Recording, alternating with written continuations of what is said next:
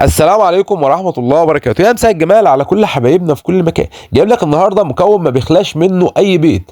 مش بس كده، احنا بنستخدمه يا جماعة في اليوم من 3 ل 4 مرات، وللأسف احنا بنجهل فوائده العظيمة للحمام.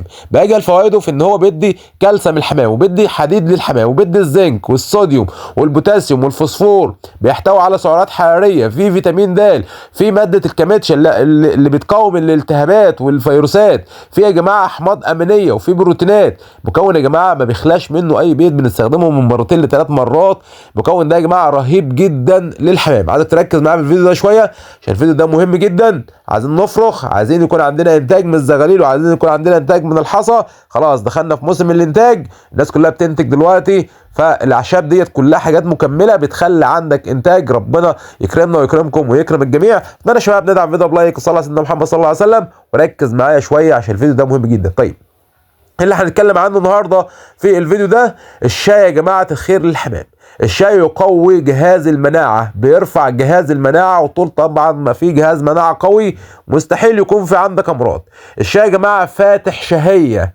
الطيور اللي ما عندهاش اقبال على الطعام، وبتلاقي الطيور كشه، وتلاقي الطيور خصوصا في الشتاء بتلاقي فيه خمول. لا، الشاي يا جماعه بيفتح الشهيه للطيور. هقول لك دلوقتي طريقه استخدامه، ما تستعجلش عشان الناس اللي بتسمع الفيديو ده وتخرج بسرعه يعني. ما تستعجلش عشان الفيديو ده مهم جدا صدقني.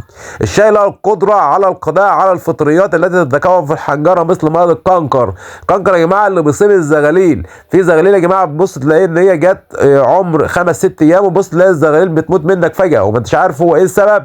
والسبب الرئيسي بيكون مرض الكنكر.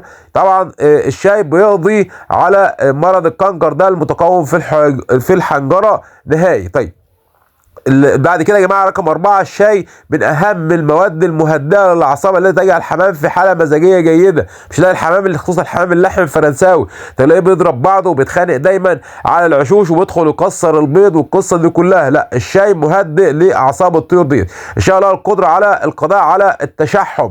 في يا جماعه الخير في النوتي بيكون فيه دهون على عنقود البيض، والنوتي ده بتريح للاسف بالشهور.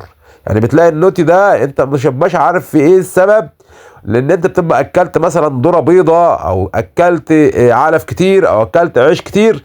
الشاي يا جماعه بيقضي على موضوع التشحم ده عند النوتي، فبيخلي النوتي تستعيد حيويتها تاني، وبتحرق الدهون وتبدا ان هي تشتغل تاني من اول وجديد. يعني نقصد هنا الحمام اللي هو العطال، الناس اللي هي عندها الحمام عطال وعنده تشحم على عنقود البيض. طيب، الشاي يا جماعه مضاد للاكسده. والشاي كمان يقوي بيبقى وقايه من الجهاز التنفسي من الامراض. في حمام يا جماعه بيكون عنده في نهجان، وفي الجهاز التنفسي طبعا بتلاقي الحمام بياخد نفسه بصعوبه.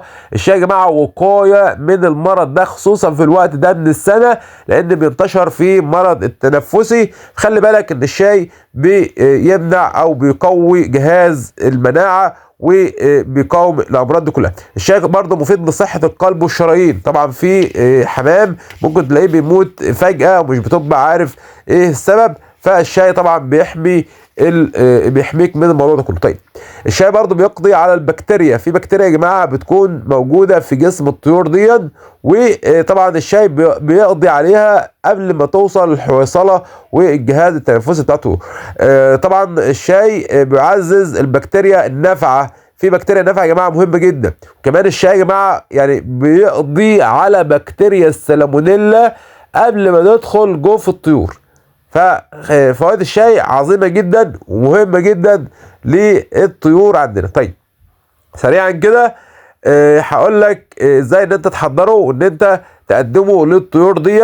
ومهم جدا ان انت اي حاجه بتقدمها للطيور دي بتقدمها ليه على عطش، بتقدمها ليه على عطش. تمام كده؟ طيب، بتغلي معلقه شاي كبيره، معلقه شاي كبيره على لتر ميه، معلقه شاي كبيره يا جماعه على لتر ميه، وبتقدمها لو كل اسبوع مره للحمام على عطش. الموضوع ده هيفرق معاك كتير جدا جدا في رفع مناعة الطيور، في قضاء على التشحم. بيدي سعرات حرارية، وبيدي فيتامينات، وبيدي معادن، وبيدي زنك، وبيدي صوديوم. بيدي مواد كتير جدا، وبيحافظ على الحمام عندك من الأمراض ومن الموت الفجأة. وكمان بيقضي على مرض الكنكر.